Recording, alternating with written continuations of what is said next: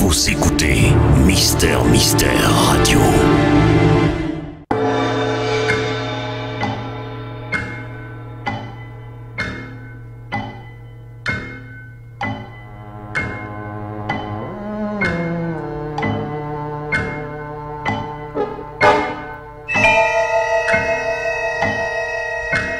Les maîtres du mystère.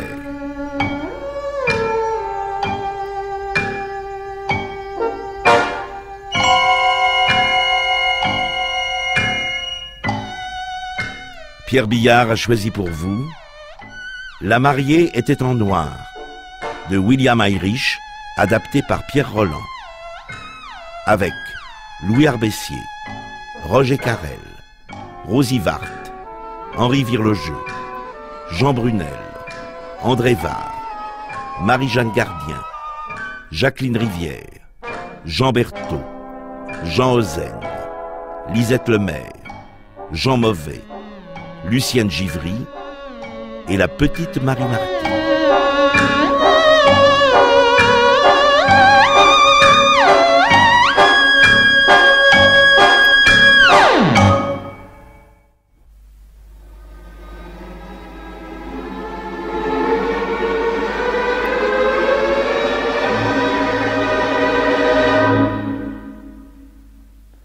Je m'appelle Wanger. Ralph Wanger, oui. Il y a 25 ans que je suis inspecteur de police à New York. Mais peu d'affaires m'ont donné autant de fil à retordre. Juste 2 ans que ça a commencé. Exactement. Dans la nuit du 3 au 4 juin. Qu'est-ce qu'il y a? Venez vite, vite. Allez chercher un policeman. Oh, dis donc, mais c'est incroyable. Mais qu'est-ce qui nous arrive aussi là?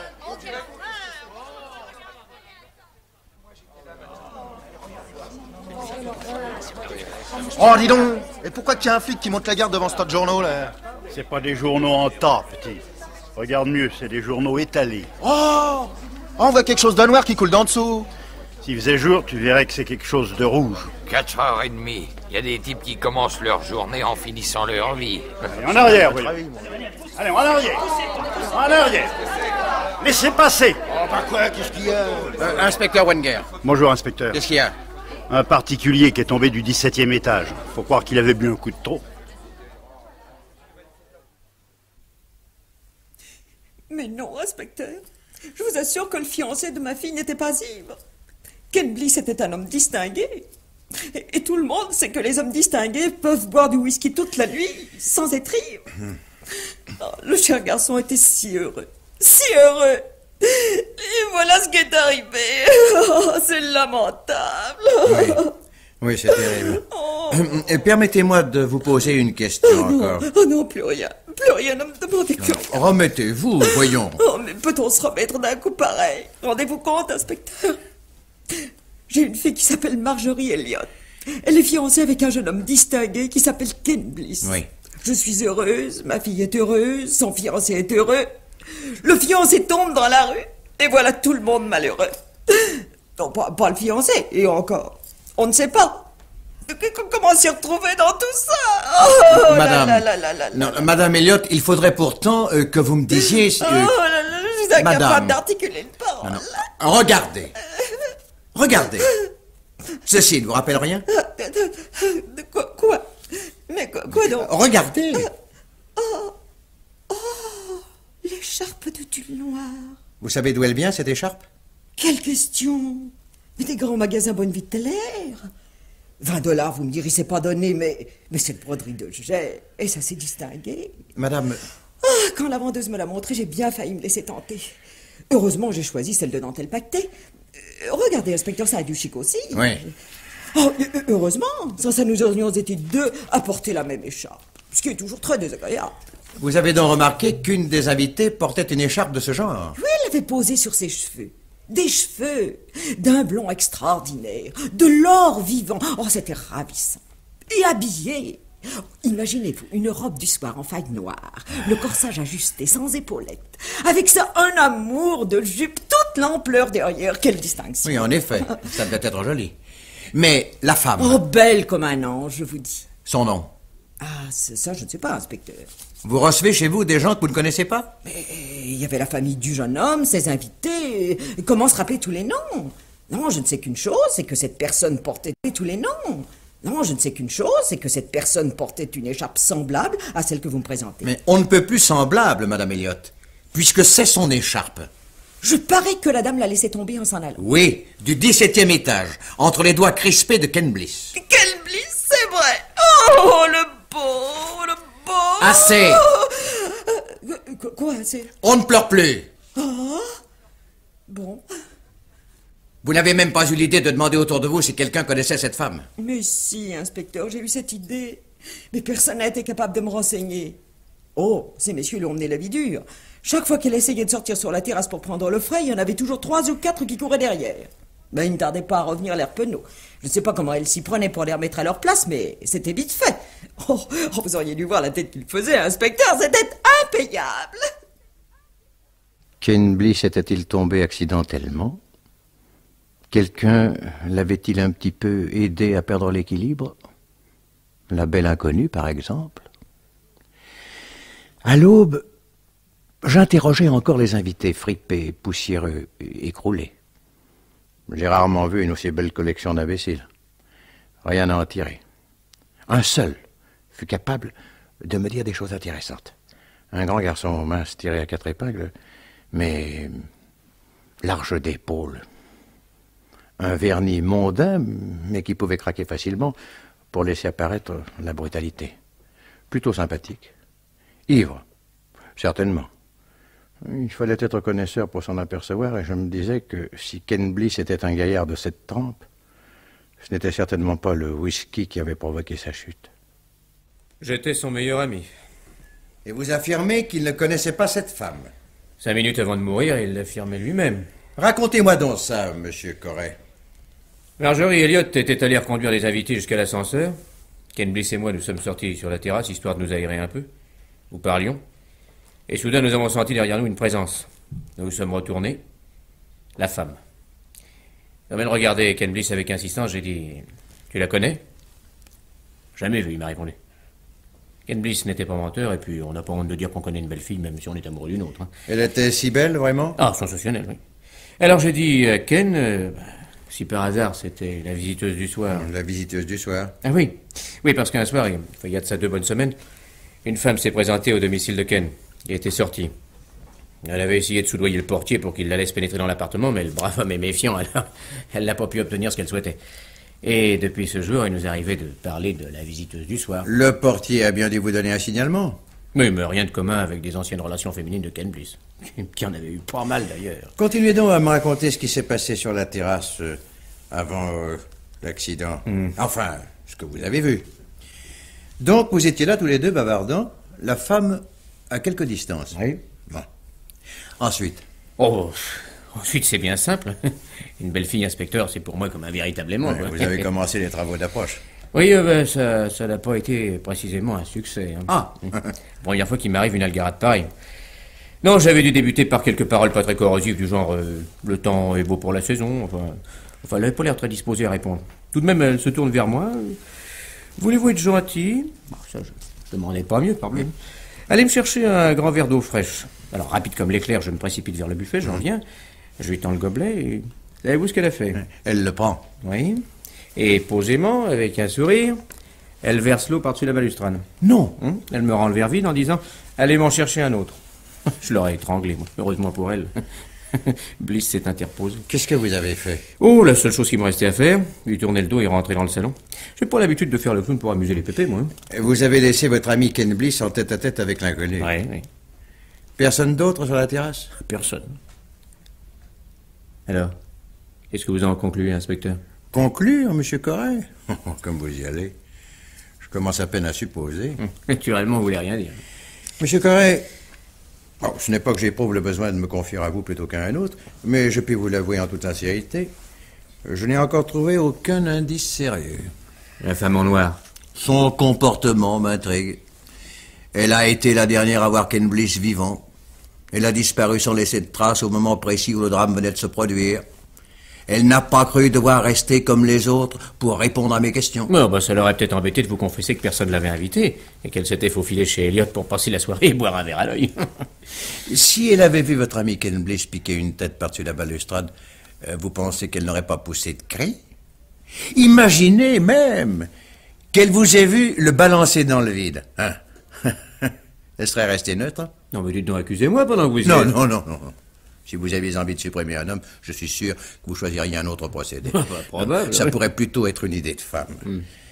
Si celle dont vous m'avez parlé, dont tout le monde m'a parlé, se présente aujourd'hui ou demain pour se justifier, il y a beaucoup de choses pour que la thèse de l'accident soit la bonne.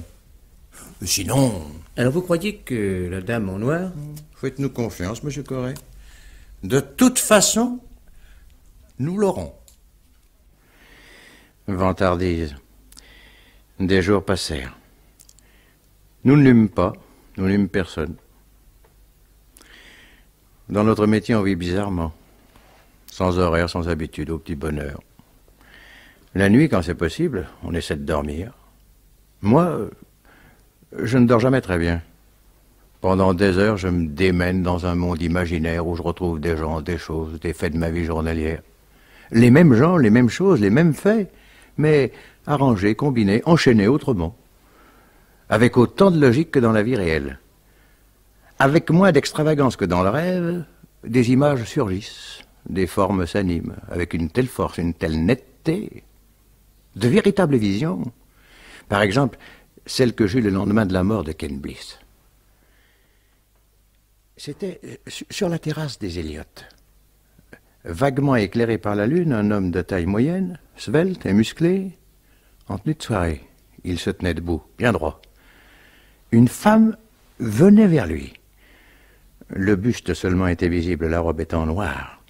Le buste d'une blancheur crémeuse qui semblait flotter au milieu des ténèbres. Des épaules magnifiques. Un visage dont on ne pouvait distinguer les traits. La femme ôtait l'écharpe légère qui lui couvrait les cheveux. Comme par jeu, la tenait un moment déployée dans la brise. Soudain, poussait un léger cri. L'écharpe s'était envolée. Sous la corniche qui servait de base à la balustrade, on apercevait un lambeau sombre qui battait comme une aile au-dessus du vide.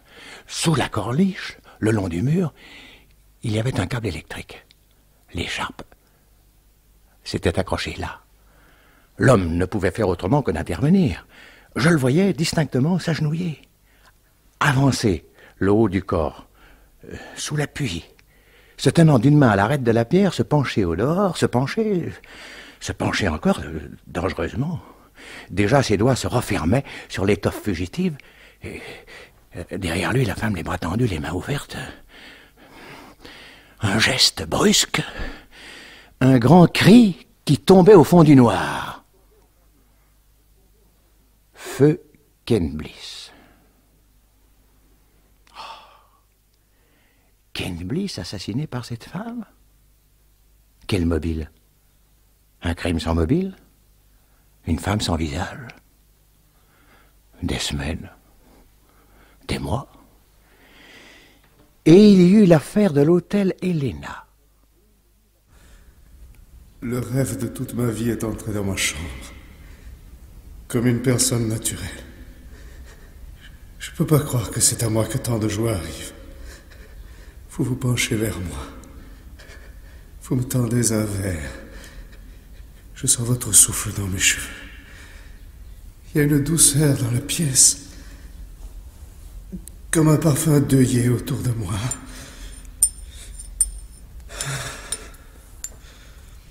Buvez.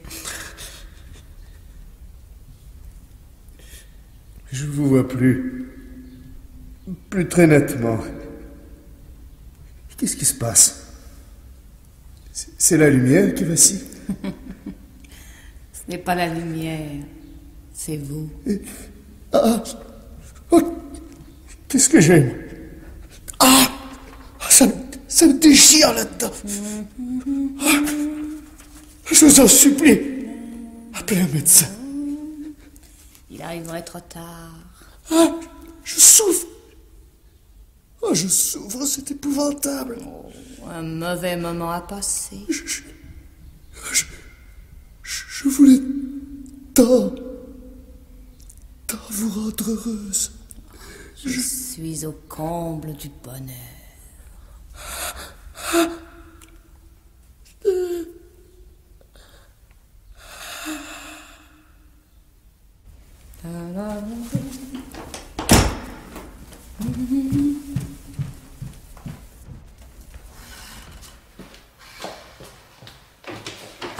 Qu'est-ce que vous faites là, madame?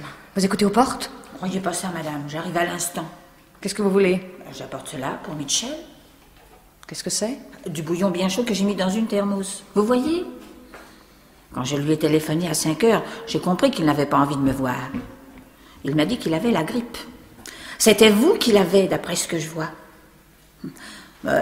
S'il a la grippe aussi, le bouillon lui fera du bien. Qu'il le boive bien chaud. Je suis sa bonne amie, mais je comprends les choses, vous savez. On vous a vu entrer en bas? En bas? Au bureau de l'hôtel? Ben oui, c'est sûr. Bon. Alors ne perdez pas une minute, redescendez vite. Avec le bouillon? Dites au bureau que vous n'avez pas pu entrer dans sa chambre, qu'il ne vous a pas répondu, que vous êtes inquiète. Insistez pour que quelqu'un monte et vous ouvre la porte. Vous avez compris? Rien du tout. Pourquoi? Votre ami est mort. Mort? Mort de la grippe? Je viens de le tuer. Et si vous ne descendez pas tout de suite, c'est vous qu'on va accuser. Je ne vous connais pas, je ne vous veux pas de mal. Il n'y a rien contre vous. Eh bien, allez. Restez pas planté là comme une idiote. Oui.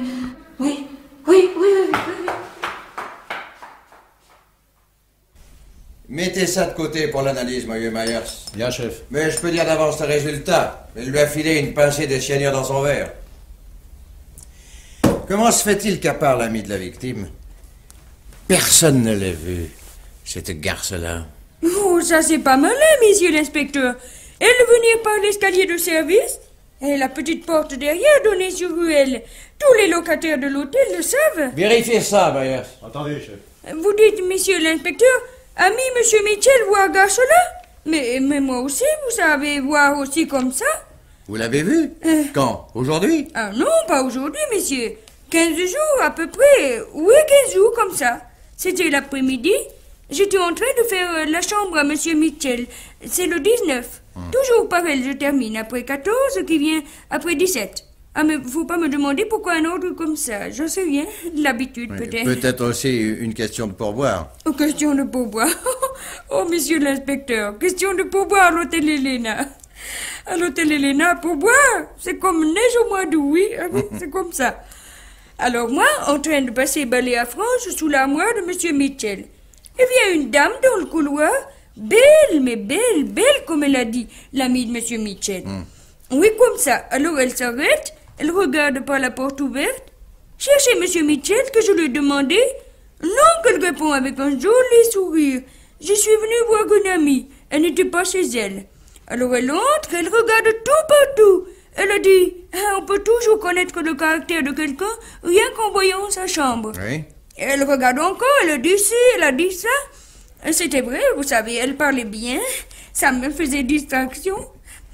Et voilà qu'elle regarde des photos des femmes sur le mur. Alors elle dit comme ça, oh, romanesque ce monsieur-là. Il aime les femmes qui ne sont pas comme les autres. Et puis c'est comme ça, voilà. C'est comme ça quoi? Eh bien, elle est partie et jamais revue. Et c'est tout, monsieur l'inspecteur. Maigre la récolte. L'affaire de l'hôtel Helena, 6 mois après l'affaire Ken Bliss. Aucun rapport à première vue. Pourtant, ces femmes qui venaient repérer leur victime 15 jours avant, qui se trouvaient là au moment de la mise à mort. À noter en passant que celle de l'hôtel Helena n'était sûrement pas une maniaque de crime. Oh non, elle aurait très bien pu faire entrer cette grosse gourde avec sa bouteille thermos dans la chambre et lui faire son affaire. Même, ça lui aurait donné un peu plus de temps pour s'évaporer. 2 femmes qui étaient peut-être une seule femme. Belles. Toutes les 2. Il n'y a pas assez de gens vraiment laids. Ça aiderait tellement la police à reconnaître les criminels qui sont beaux. Oui, mais les criminels laids. Zut. Des mois passèrent encore. Et il y eut l'affaire Morand. Encore une sinistre histoire. Le dénommé Morand, employé dans une administration de la banlieue, avait été retrouvé asphyxié sous l'escalier de son pavillon. Une espèce de réduit étroit et sans air, hermétiquement clos, dont l'unique porte ne pouvait s'ouvrir que de l'extérieur. Circonstance particulière, le soir où la chose s'était passée, le dit Morand était seul chez lui avec son petit garçon âgé de 5 ans. Dans l'après-midi, Madame Morand avait été appelée par télégramme auprès de sa mère, qui avait le cœur fragile et habitait à 4 heures par le quart dans un petit patelin du Connecticut. À l'arrivée, une surprise l'attendait, agréable. Sa mère ne s'était jamais aussi bien portée. Une colère aussi, car elle était vraisemblablement victime d'une absurde plaisanterie. Une pointe d'inquiétude, peut-être. Au petit jour, elle était de retour à la maison. La calme maison où tout reposait. Tout et tous. Le fils dans son petit lit, le père dans son petit placard.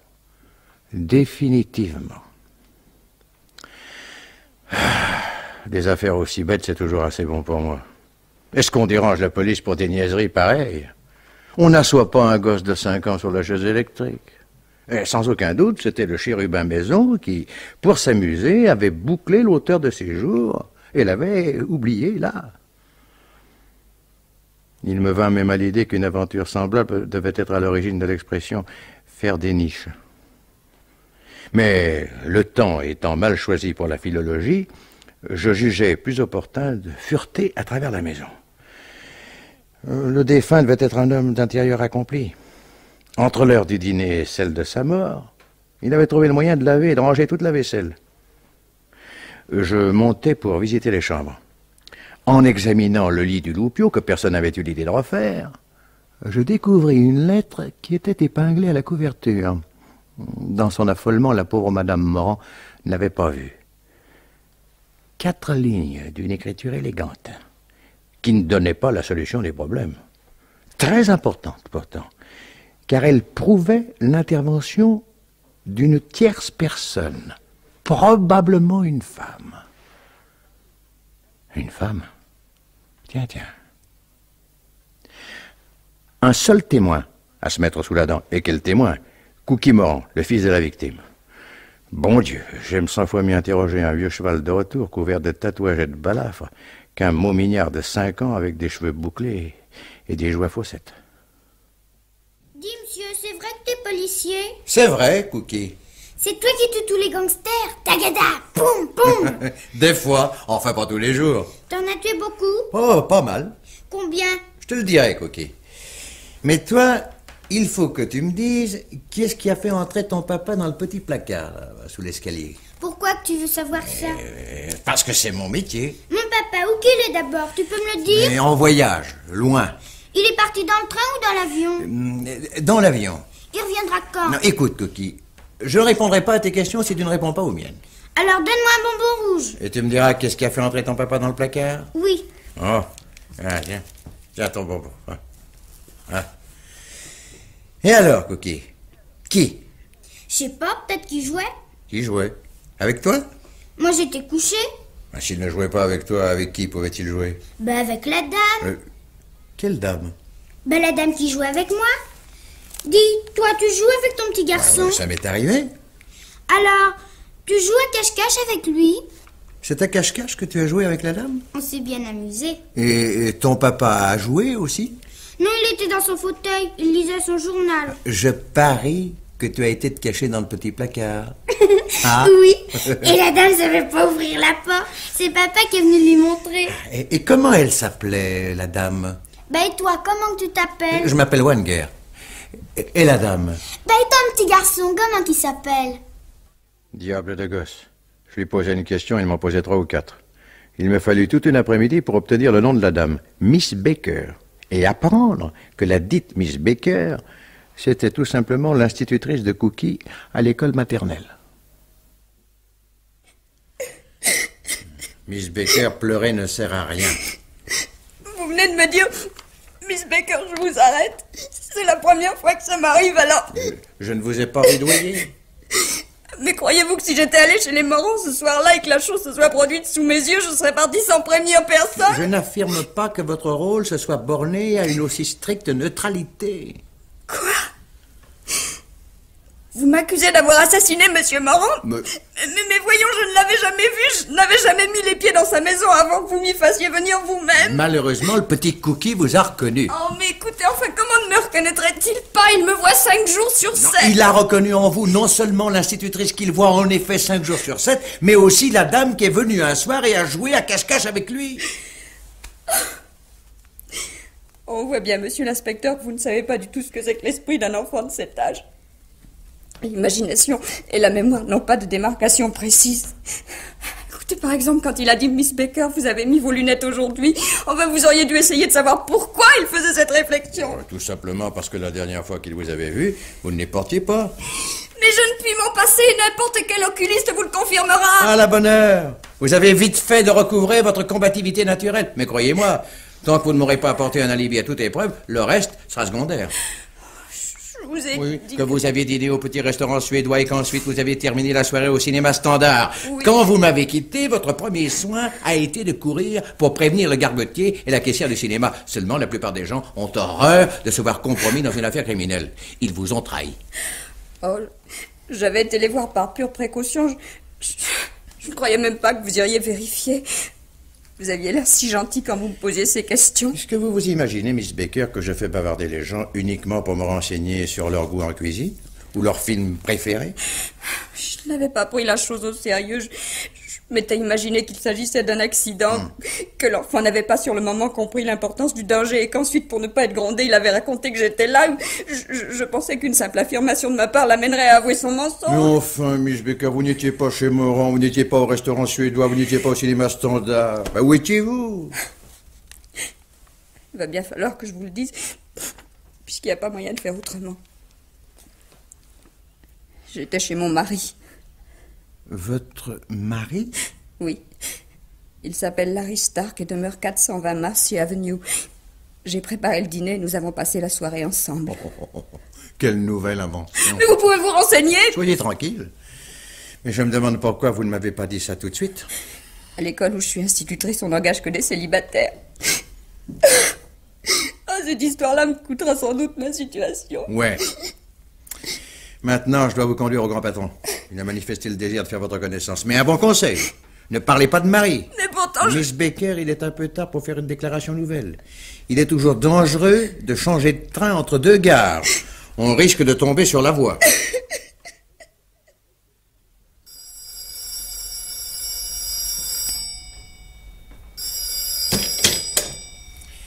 J'écoute. Inspecteur Wenger? Oui. Qui me demande? Moi. Et vous, plus un mot. Qu'est-ce que... Vous venez d'arrêter l'institutrice de l'école maternelle, Miss Baker. C'est bien exact, n'est-ce pas? Je vous appelle pour vous dire qu'elle est absolument étrangère à ce qui est arrivé à Morand. Absolument innocente, vous m'entendez? Je vais vous donner quelques détails précis. Le billet épinglé à la couverture du petit cookie était assez rédigé.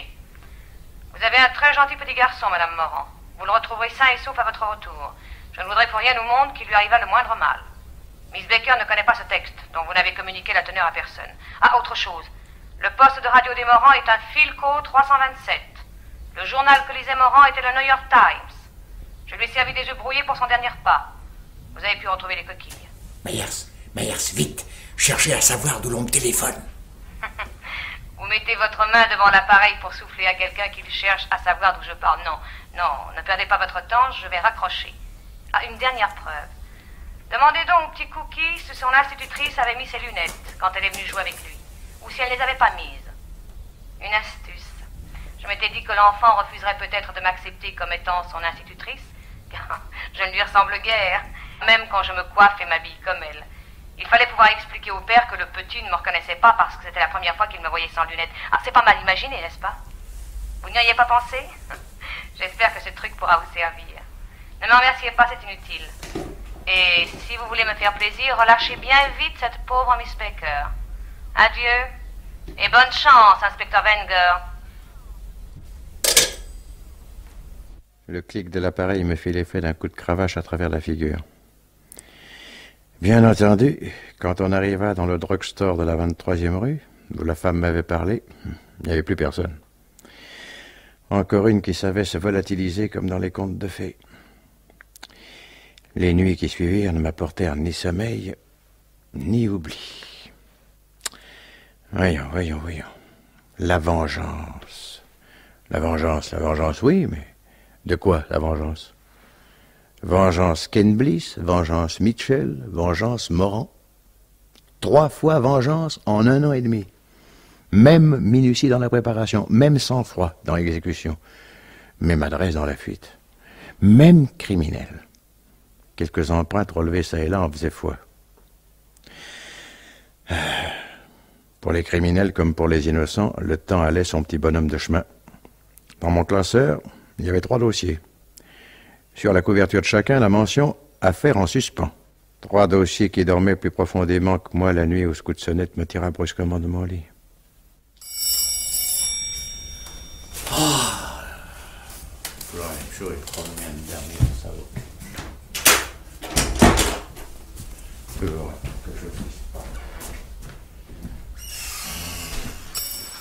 Voilà, qu'est-ce qu'il y a? Je suis l'inspecteur Wenger. C'est l'inspecteur, vous voulez voir, vous, monsieur Wenger? L'inspecteur. Alors adressez-vous au bureau central de la police. Ici, c'est le domicile particulier de monsieur Wenger, et monsieur Wenger a le droit de dormir la nuit ou de faire semblant. Mais je suis correct. Comment vous seriez le président ASN en personne? Je suis correct, vous avez interrogé chez les Elliott la nuit où Ken Bliss est mort. Entrez, monsieur Perret, je vous demande pardon. Comment avez-vous eu mon adresse? Ah bah ça, je vous dirai ça une autre fois. Mais si vous vous intéressez toujours à l'affaire Ken Bliss... Si je m'y intéresse. Bon, alors habillez-vous au galop et venez avec moi. Je vous raconterai dans la voiture. Dépêchez-vous.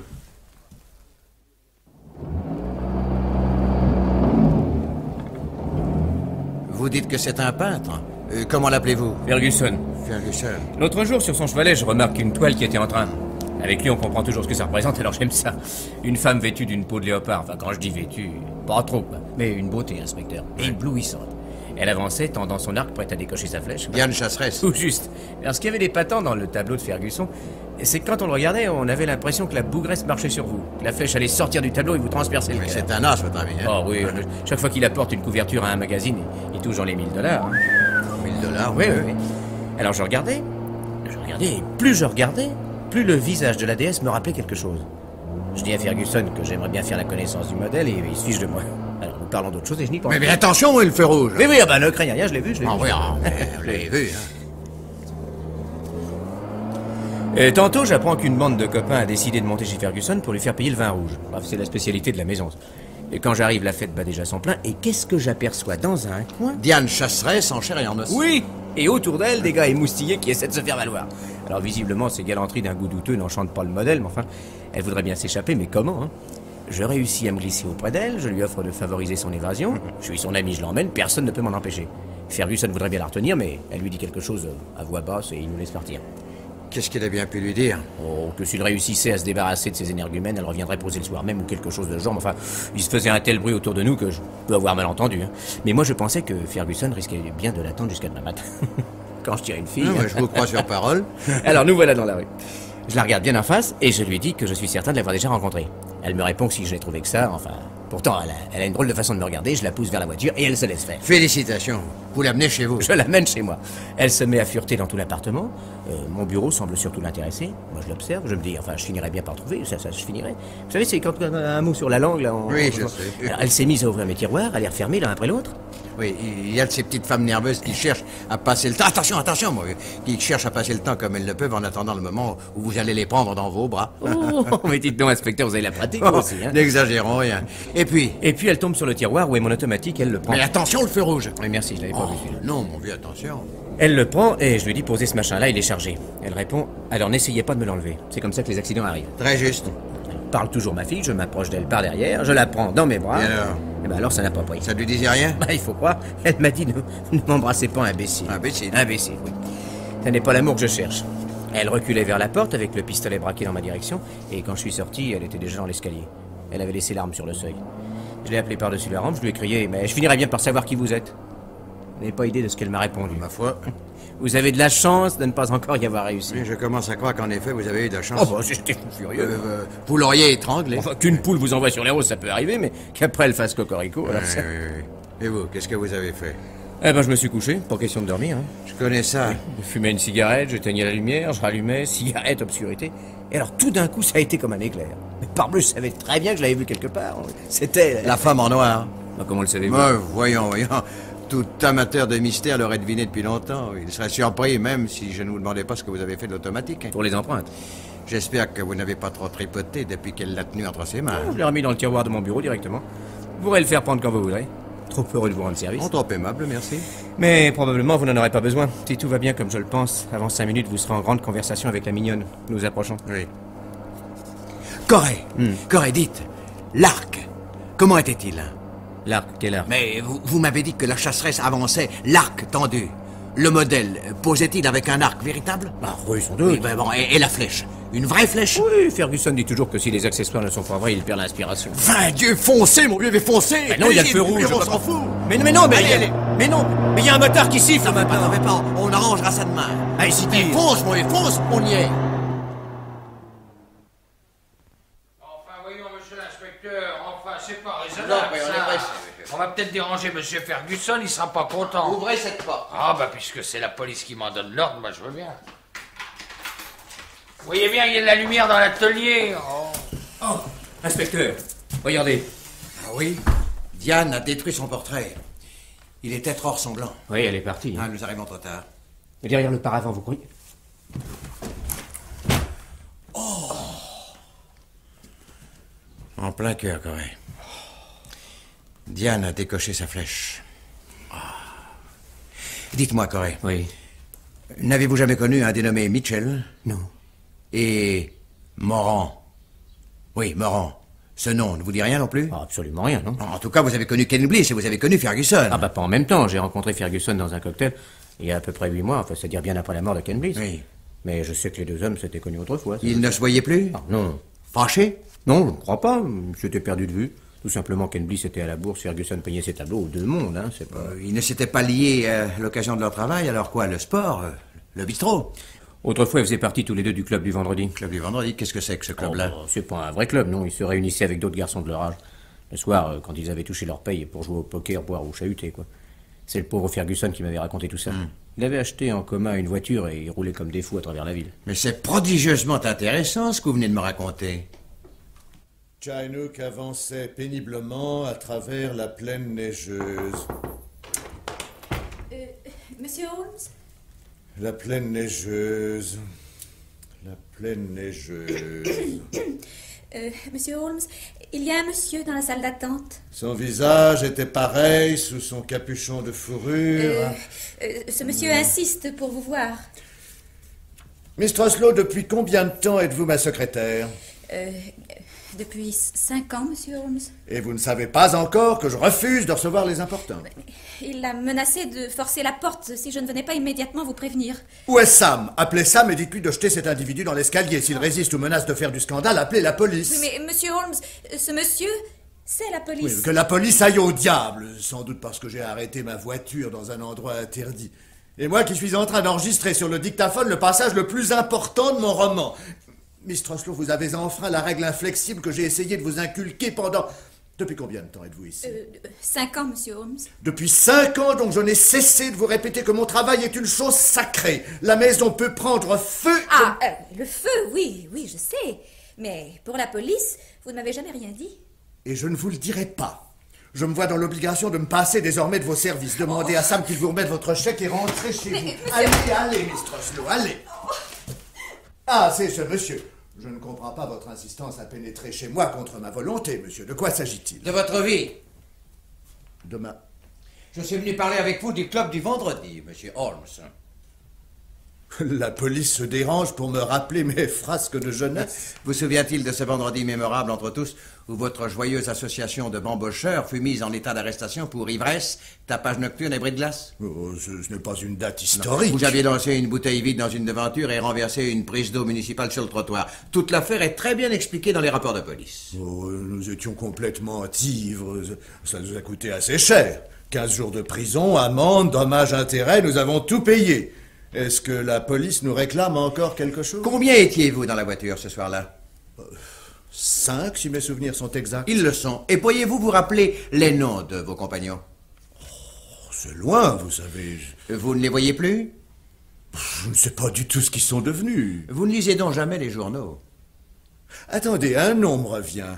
Ferguson. Il était aux Beaux-Arts. Et depuis, il s'est affirmé comme un peintre de talent. Tiens, j'aimerais le revoir, ce vieux Ferguson. Oh, difficile. Il est mort voici 8 jours. Mort? Assassiné. Morand. Vous avez connu Morand?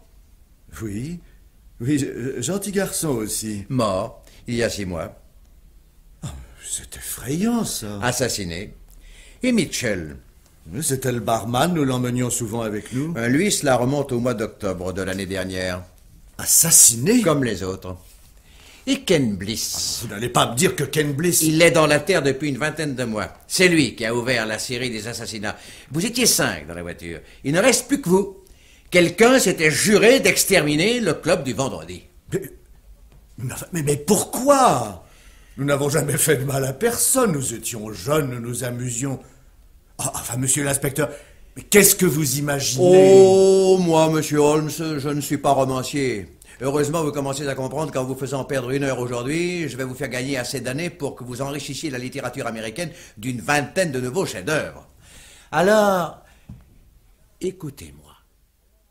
Il serait superflu d'exposer mon plan en détail.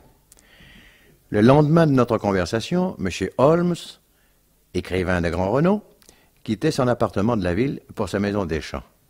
Chose remarquable, il n'emmenait pas avec lui le vieux nègre Sam, valet de chambre devenu factotum. Il était accompagné d'un nouveau domestique engagé à la dernière minute. Les gens du pays n'en furent pas tellement surpris. M. Holmes avait une réputation d'originalité solidement établie. On ne cria pas au scandale parce qu'il avait supprimé une barbe qui, naguère encore, faisait son orgueil, ou parce qu'il avait enchâssé son visage olympien dans l'armature de formidables lunettes noires.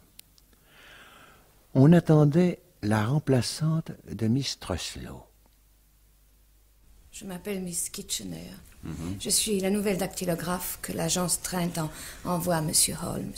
Eh ben... J'ai d'excellentes références. Ah ben ça, j'en suis sûr. Je puis me vanter d'avoir jamais fait la moindre faute d'orthographe ou de ponctuation, jamais. Oui, mais tout de même, je ne croyais pas que la machine à écrire était inventée depuis si longtemps. Mais vous voulez voir mes références? Oh, je ne suis pas le patron, moi je suis le valet de chambre. Bien, en ce cas, veuillez prévenir M. Holmes que je suis arrivé. Ah, pas encore.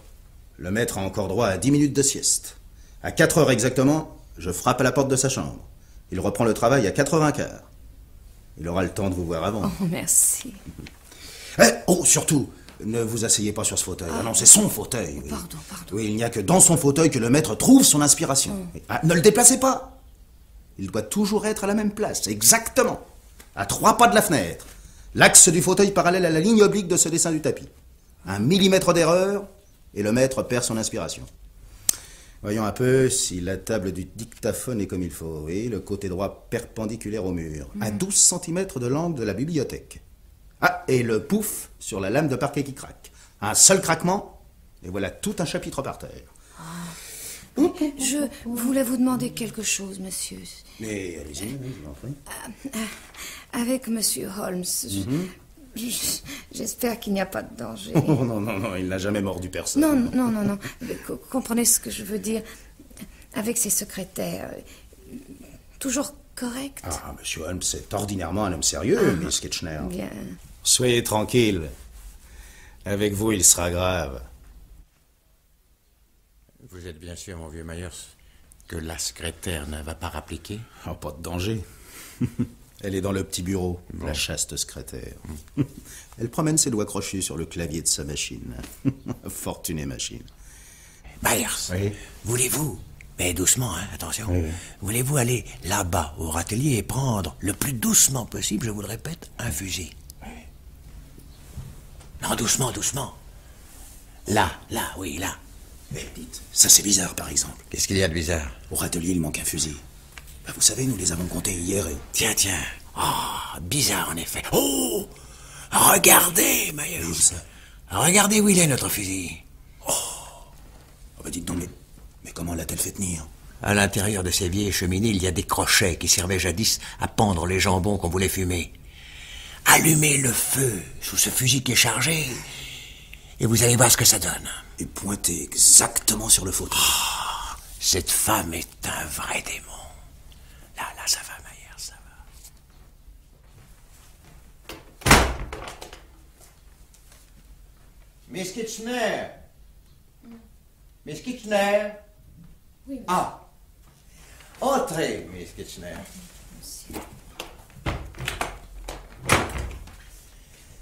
Ah, votre travail avance-t-il? J'en suis à la moitié du premier chapitre. Très bien. Asseyez-vous. Oui, je vous ai appelé parce que j'ai l'intention de changer le nom de l'un de mes personnages. Oui. Pourquoi ne vous asseyez-vous pas? Mais c'est votre fauteuil. Oh, un fauteuil ou un autre. N'écoutez pas mon idiot de domestique. Ah, vous êtes là, vous, Mayer. Oui, maître, oui. Non, bon. Mettez du bois dans la cheminée. Bien, maître, bien. Allez, chargez, allez. Oui. Oui, n'ayez pas peur. Oui, voyons. Comme il s'agit d'un roman d'aventure qui se passe dans le Grand Nord, il est nécessaire de trouver des noms canadiens. Oui.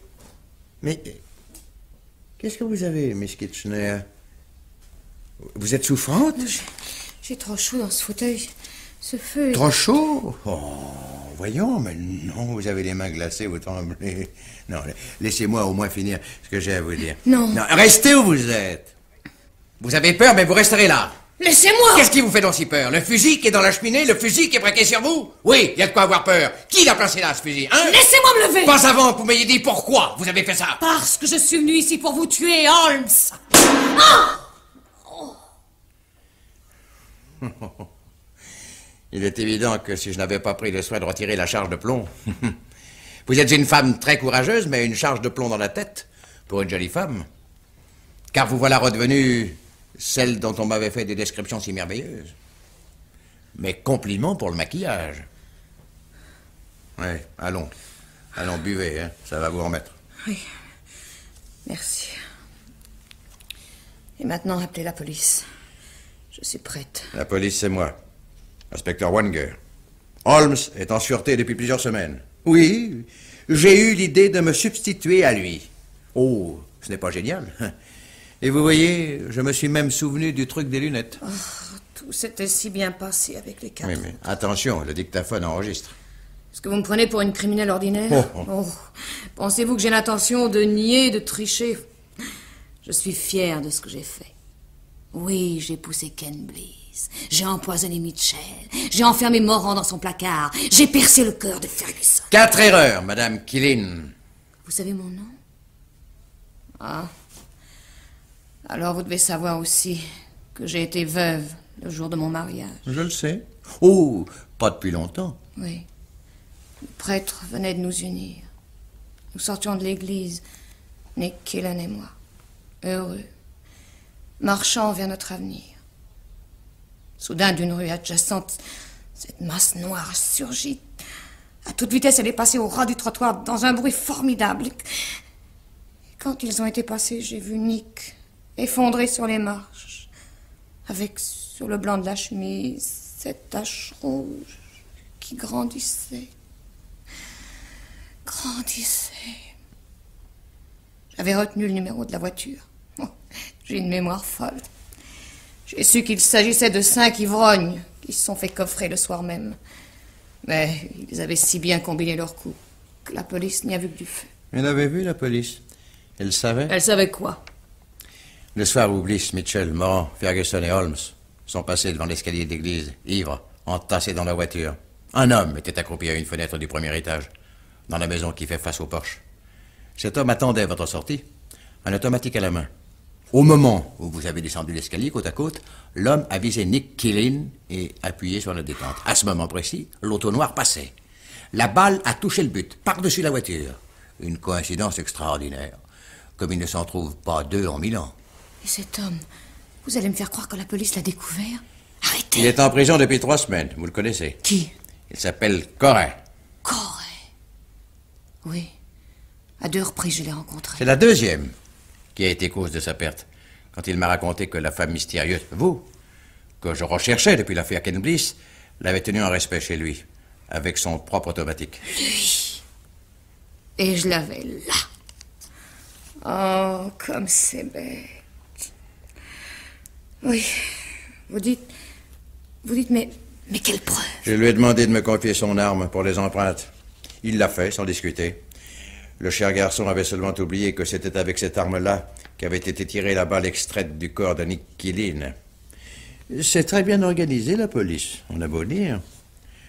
Nous avons arrêté Corey, et il a bien été obligé d'avouer. Mais pourquoi ce Corey a-t-il tué Nick? Vous savez quelle était l'activité de Nick Quillen avant qu'il tombe amoureux de vous? Oui. Je lui avais demandé de choisir. Le gang ou moi. Il était l'associé de Corey. Il y avait quelques cadavres entre eux. Des comptes pas très clairs. Julie Quillen, vous avez exécuté 4 innocents. Oh, inspecteur. Inspecteur, c'est atroce. Oh, c'est atroce. J'entends le cri terrible de Ken Bliss quand il est tombé.